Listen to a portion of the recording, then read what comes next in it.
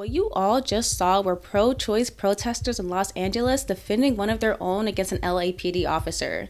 In an awesome display of collective action, these protesters stood against police violence to exercise their First Amendment right to assemble. This is only the first of many protests that will be happening around the country, and we need to be prepared, y'all. We all know what happened in the summer of 2020 with how the police brutalized the Black Lives Matter protesters. Police are the enforcement arm of the government and the elite. They're here to protect Capitol and oppress anyone who stands in the way of that, even if it means they kill.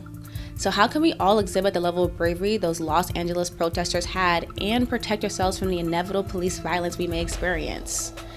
I unfortunately don't have an answer to that, but the Italian socialist group, Tutte Bianca, also known as the White Overalls, might.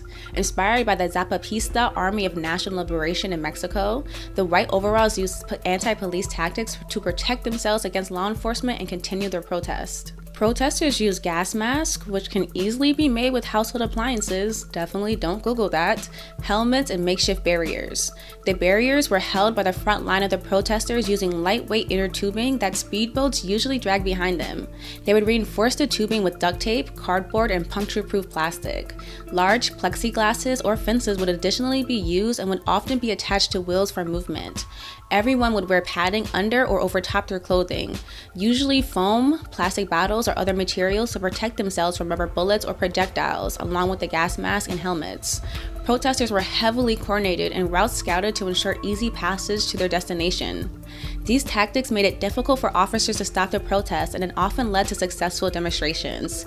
However, I am in no way encouraging people to take those measures. If you would, however, like to know more about this though, please Google the Medium article called "How the White Overalls Beat the Cops with Tactics of Radical Defense."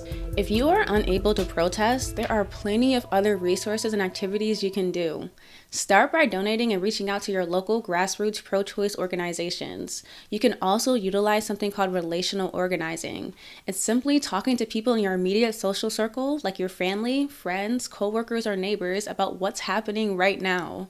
You can also organize those very people to help coordinate a community teach-in, town hall, or create a network of people willing to protest and contact them when the next one occurs. We cannot just let our activism stay online. It's a very small universe, and unfortunately, it is not enough to move our elected leaders. Democrats are and have been failing us on this issue. We cannot wait for them to act or ask for permission anymore. If we are standing on the side of progress, if we want to protect the rights of women and people who have uteruses, then we need to act now. No grandstanding, no biopics of uteruses, action. And if you are unable, then you should be encouraging everyone you know who can to act. Thank you all for watching Rebel HQ. Subscribe, like, and share this video. And remember, y'all, together we can win.